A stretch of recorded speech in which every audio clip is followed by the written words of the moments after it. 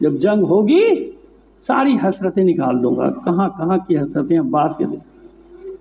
جنگ شروع ہوئی، عباس کو بلایا گیا. خوش ہو گئے عباس کہ اب میرا مولا مجھے جنگ کی اجازت دے گا، میں میدان میں جاؤں گا. علم دے دیا ہاتھ. عباس قلب لشکر میں کھڑے ہو جاؤ، تم علمدار ہو. سمجھ گئے عباس کہ ابھی جنگ کی اجازت نہیں.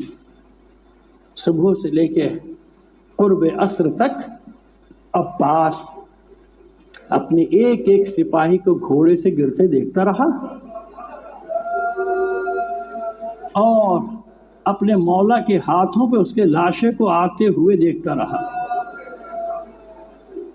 ایک وقت وہ آیا کہ جب عباس نے دائیں دیکھا بائیں دیکھا، نہ میمنہ نہ میسرہ نہ مقدمہ نہ خلف لشکر، کچھ بھی نہیں، کچھ بھی نہیں.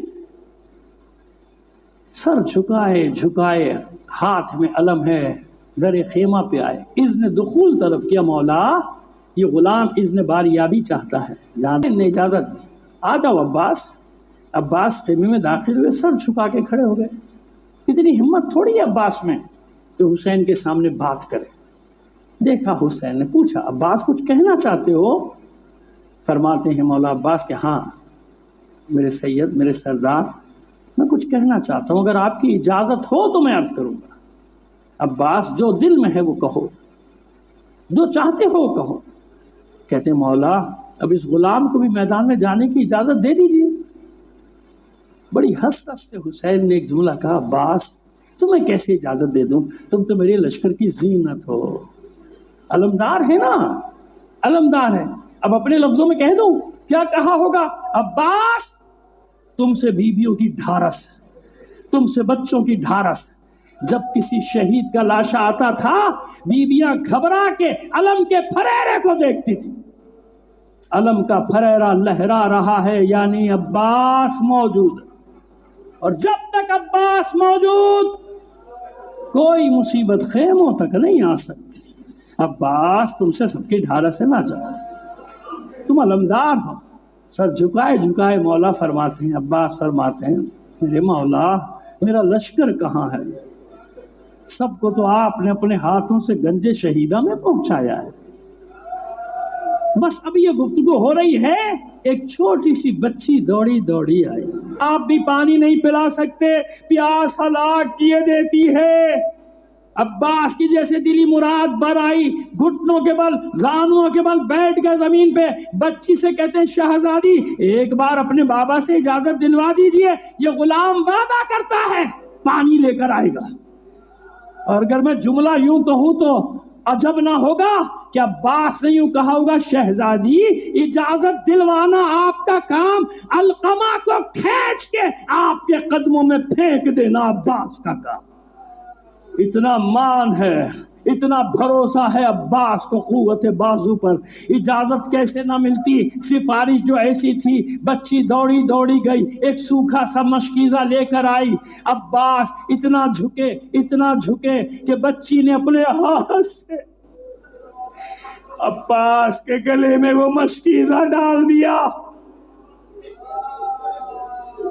پہنچے عباس فرات کے ساحل پہ، صاف کیا لشکر کو، صاف کیا.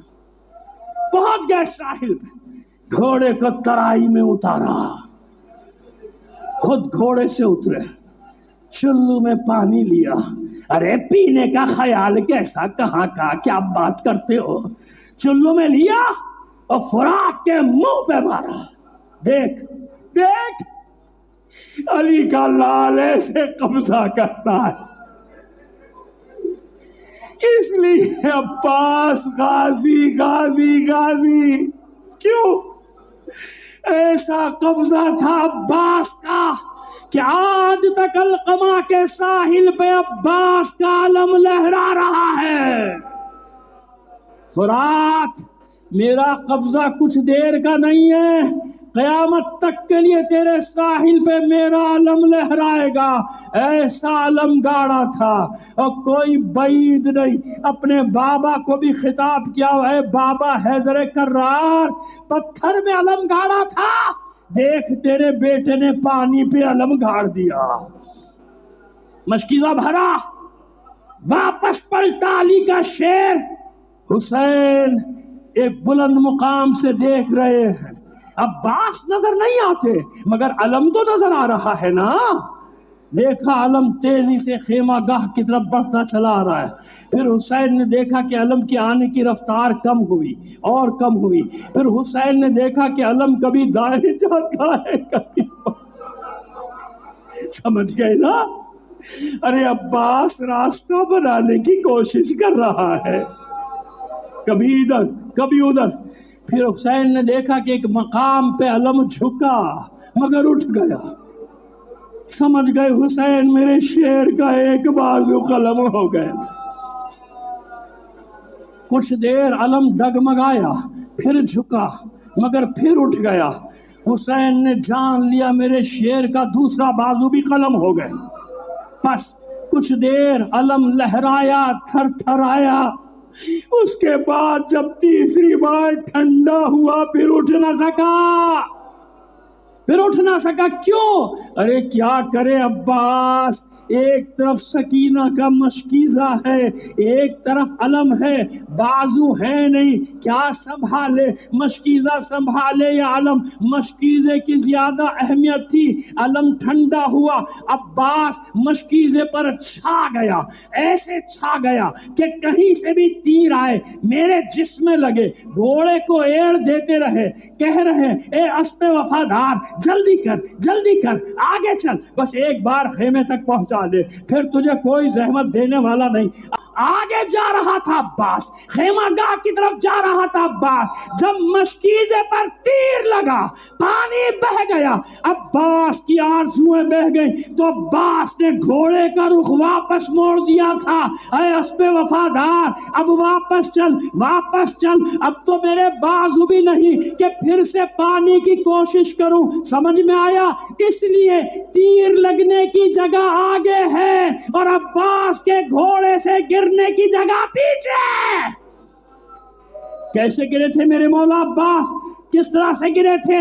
یہ مصیبت نہیں پڑھوں گا تو تسلی نہیں ہوگی، کیونکہ کسی ذاکر کو کتابوں میں بھی یہ نقل ہے واقعہ، آپ نے خواب میں کہا تھا سب کے مصائب پڑھتا ہے، میرے مصائب کم پڑھتا ہے، مولا میں تو سب سے زیادہ آپ کے مصائب پڑھتا ہوں۔ کہا نہیں، میری سب سے بڑی مصیبت بیان نہیں کرتا۔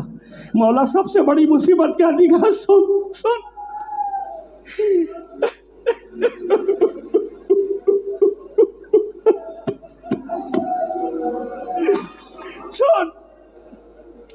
جب میرے بازو قلم ہو چکے تھے، مشکیزے سے پانی بہہ چکا تھا، چاروں طرف سے تیر سنسناتے ہوئے آتے، میرے جسم میں پیوست ہوتے چلے جا۔ ایک ملعون نے ایسا تیر مارا میری آنکھ میں پیوست، میں بڑی اذیت میں تھا، میں بڑی تکلیف میں تھا، میں نے سر کو جھٹکے دے کر چاہا یہ تیر نکال دوں، نہ نکال سکا۔ میں نے کٹے ہوئے بازوؤں کو جوڑ کر چاہا یہ تیر کھینچ لوں، نہ کھینچ سکا۔ میں نے ساری طاقت جمع کی، زانوؤں کو فضا میں بلند کیا، تیر کو درمیان میں لے کر کھینچنا چاہتا تھا، ایک ملعون نے ایسا گرز مارا تھا،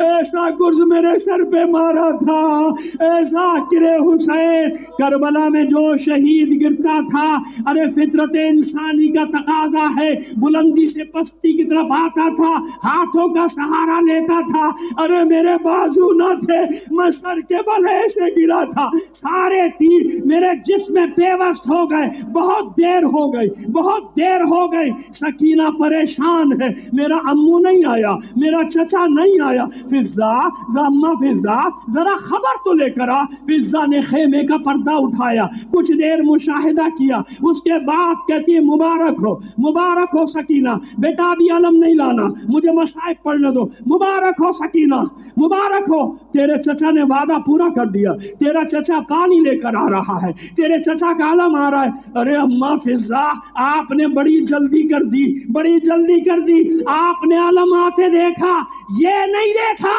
کہ وہ علم عباس کے لہو میں غرق ہے۔ غلام عباس کے لہو میں غرق ہے. بس سکینہ نے تو اتنا سنا کہ میرا چچا آ رہا ہے، دوڑنا شروع کیا، ایک خیمے سے دوسرا خیمہ، دوسرے خیمے سے تیسرا خیمہ، آوازیں دیتی جاتی ہے، آؤ بچوں آؤ، اپنے اپنے کوزے لے کر آؤ. میں نہ کہتی تھی میرا چچا ہے عباس، وہ دیکھو میرے چچا کا علم آ رہا ہے، یعنی بچوں کے لیے عباس پانی لے کر